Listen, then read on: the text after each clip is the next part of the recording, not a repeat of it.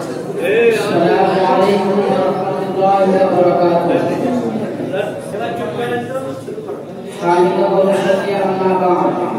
अऊज़ु बिल्लाहि मिनश शैतानिर रजीम। बिस्मिल्लाहिर रहमानिर रहीम। वमा अर्सलनाका इल्ला रहमताल लिल आलामीन।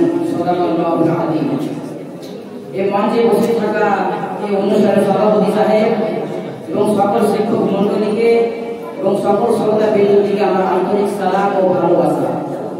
আমি আপনাদের সামনে হযরত কারীম সাল্লাল্লাহু আলাইহি ওয়াসাল্লামের উপমা আদর্শ নিয়ে কিছু আলোকপাত করে আমি আমার বক্তব্য শেষ করব ইনশাআল্লাহ।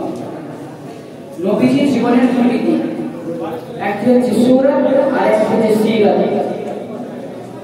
সিরাত কোনো করণীয় আর সূরত কোনো সংশোধনীয়। সূরত ধারণ করার ক্ষমতা কোনো মানুষের নেই। তিরমিজি শরীফে হাদিস এসেছে নবী কারীম সাল্লাল্লাহু আলাইহি ওয়াসাল্লাম ছিলেন মধ্যম আকৃতির সুঠামের অধিকারী একটি মানুষ।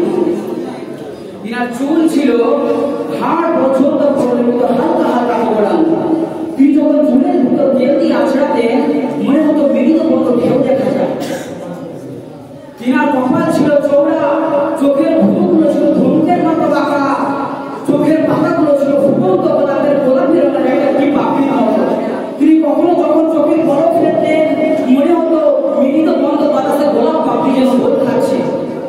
তিনার চোখের সাদা অংশ ছিল রক্তিমাকো সাদা আর কালো অংশ ছিল কৃষ্ণ কালো। তিনার নাক ছিল খাড়া আর নাকের ছিদ্রগুলো ছিল ছোট ছোট। তিনার নাকের নিচে ছিল সরু ছিল গোপ আর সেই গোপের নিচে ছিল গোলাপি রঙের চোখ।